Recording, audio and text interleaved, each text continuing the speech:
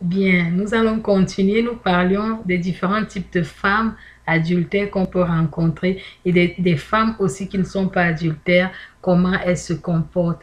Alors, nous allons continuer. Nous allons maintenant voir le mode opératoire de ces différentes femmes que nous considérons dans notre méditation.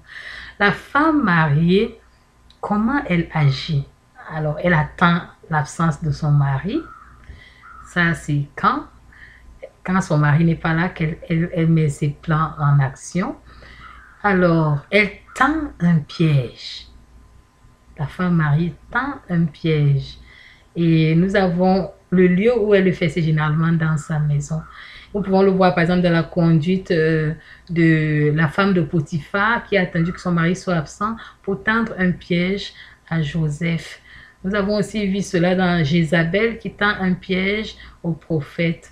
Nous voyons aussi cela dans la conduite de la femme d'Uri qui, lorsque son mari part, vient se baigner devant les gens pour tendre des pièges. Et cela a bien pris le roi David. Alors, la femme prostituée, par contre, et la femme étrangère ont un mode opératoire différent. Elles vont dans les rues, elles vont dans les places, elles se mettent à des angles et guettent la venue des hommes. Et nous avons ça là dans le Proverbe 7, verset 11. Et maintenant, avec le développement, la femme étrangère, la femme prostituée se retrouve même sur Internet aussi. Alors, qu'est-ce qu'elles font généralement? Elles agissent, comment elles agissent? Elles ont un discours séducteur et elles ont le mensonge sur leur langue. Tu as cela dans le livre de Proverbes chapitre 9 verset 17. Et elles parfument leur lit, ornent leur lit. Tu as cela dans le livre de Proverbes 7 verset 16 à 17 pour séduire.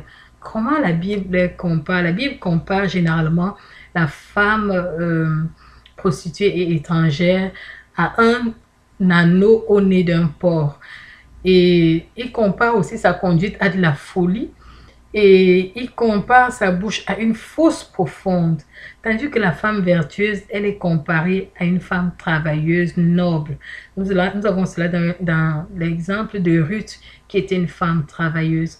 Nous avons aussi la conduite dans le livre de Proverbes.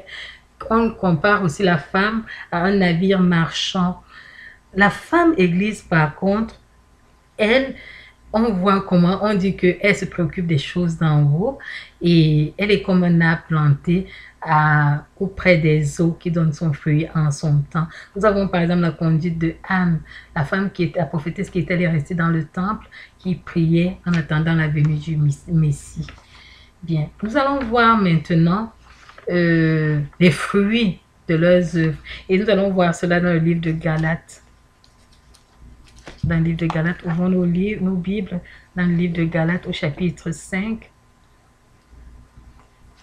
Galates au chapitre 5, verset.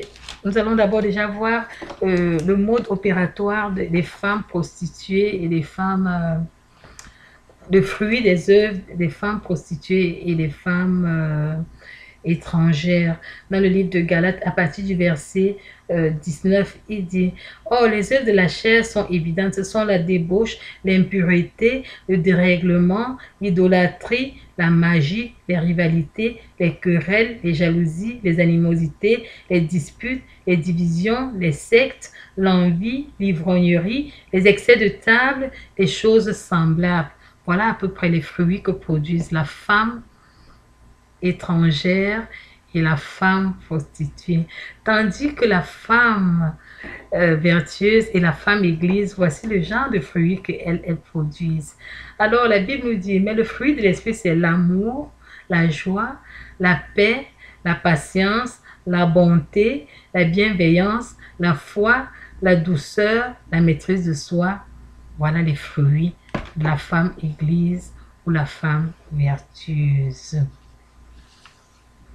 Donc, et que nous dit la Bible par rapport à ceux-là qui fréquentent ce type de femmes, surtout les femmes vertueuses, les femmes adultères et les femmes prostituées? La Bible nous dit dans le livre de Proverbes, chapitre 7, verset 6 à 7, que les personnes qui fréquentent de telles femmes sont des personnes dépourvues de sens. des personnes dépourvues de sens, c'est-à-dire qui sont presque fous parce qu'ils se conduisent en insensés et ils sont stupides. Voilà les deux qualificatifs qu'on donne aux personnes qui poursuivent ce genre de femmes. Alors, quelles sont donc les conséquences des personnes qui fréquentent ce genre de femmes, les femmes dites adultères?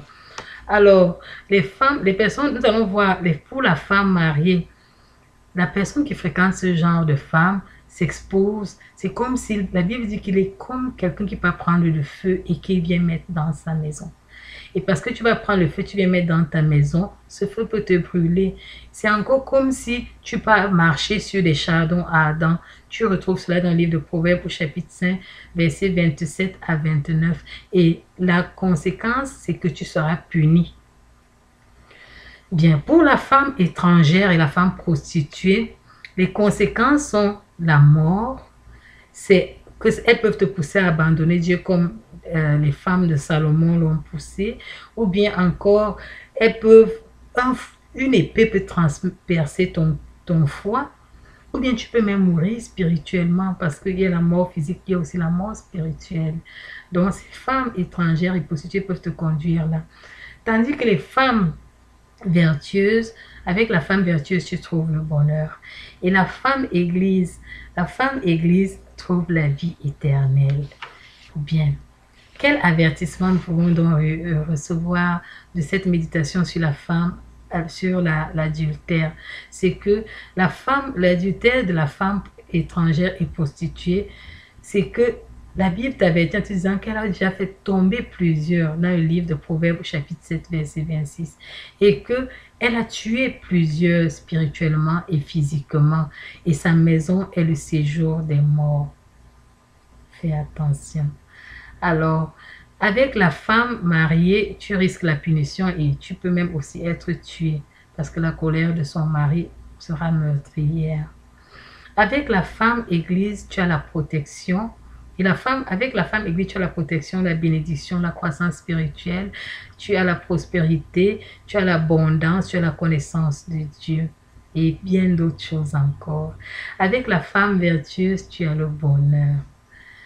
Que peut-on donc conclure de l'adultère et des différentes femmes qui émanent de l'adultère? Tu dois te poser la première question, c'est savoir dans quelle catégorie, identifier ta catégorie. Es-tu la femme vertueuse? Es-tu la femme église? Es-tu la femme mariée? Ou bien la femme étrangère? Ou encore la femme prostituée? Identifie ta catégorie. Quand tu as identifié ta catégorie, recherche, examine ta conduite. Si ta conduite n'est pas bien devant Dieu, change et conduis-toi comme la femme église ou bien comme la femme vertueuse.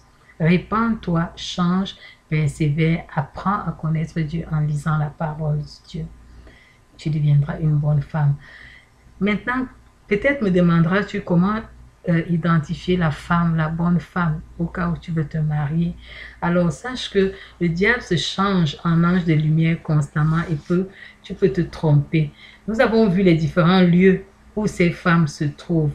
Donc, toi, le mode opératoire, par exemple, de la femme mariée, c'est qu'elle était chez elle et elle essayait de séduire.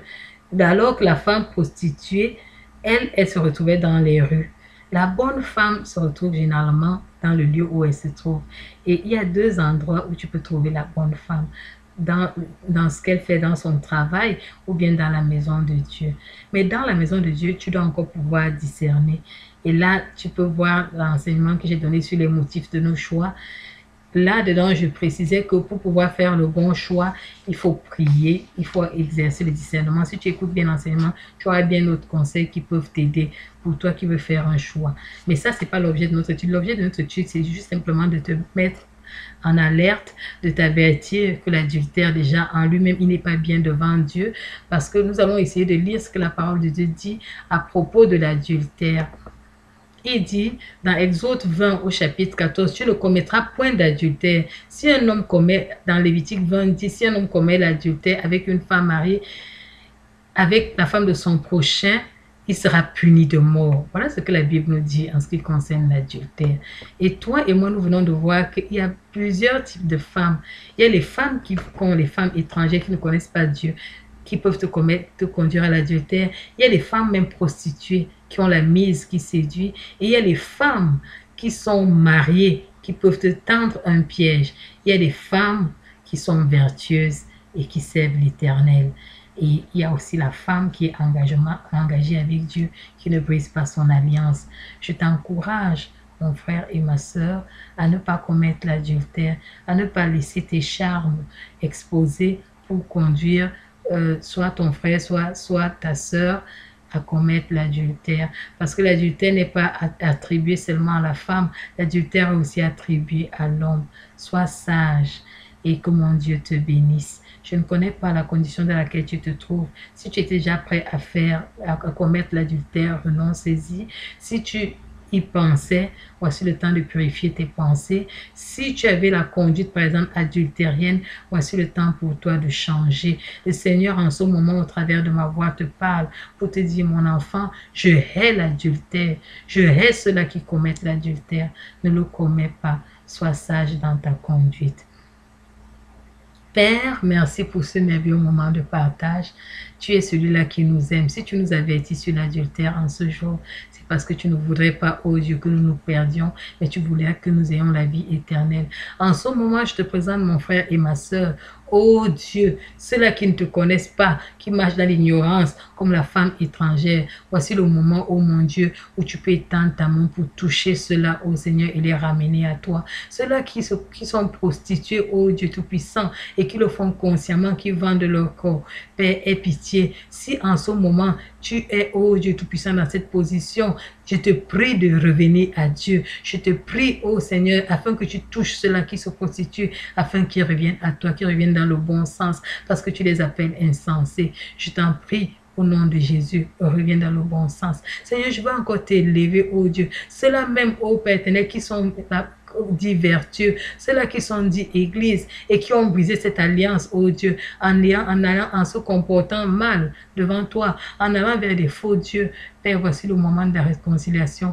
Étends ta main, oh Dieu, souffle un vent de réconciliation afin que cela revienne à toi et marche en honnêteté de vie. Je t'en supplie, Seigneur, que ce moment, oh Dieu, de méditation soit un moment favorable pour quiconque ne te connaît pas, pour quiconque, oh Dieu Tout-Puissant, te cherche, pour quiconque qui a même encore cette conduite que nous venons de voir, afin qu'il renoue avec toi, afin qu'il se réconcilie avec toi. Tu es peut-être un enfant de Dieu, tu as été fatigué, blessé dans ton foyer et maintenant, tu ne sais comment faire. Peut-être tu as même commis l'adultère. Oh, mon frère, ma soeur, voici le moment de revenir à ton Dieu et de renouer avec lui, de faire une nouvelle alliance et être purifié de ta souillure. Ne tarde pas au son de ma voix. Répands-toi et viens à ton Dieu. Marche avec lui. Seigneur, je te présente, oh Dieu, toute personne qui entendra, oh Dieu, de cette parole. Seigneur, quelle que soit sa condition, ceux-là qui sont, oh Dieu Tout-Puissant, dans l'erreur, amène-les à toi. Ceux-là qui sont avec toi, affermis encore le pas afin qu'ils puissent croître. Merci parce que tu nous donnes de la sagesse au travers de cette méditation. Que toute la gloire te revienne. Dans le nom de Jésus-Christ, nous t'avons prié. Amen. Sois béni mon frère, sois béni ma soeur, quelle que soit ta position. Mets-toi en ordre et recommence à marcher avec ton Dieu. Sache que Jésus t'aime et qu'il est aussi mort pour l'adultère que tu as commis. Si tu te répands d'un cœur sincère, il te pardonnera certainement. Sois béni et ne te laisse plus aller à l'adultère. Au nom de Jésus-Christ. Amen.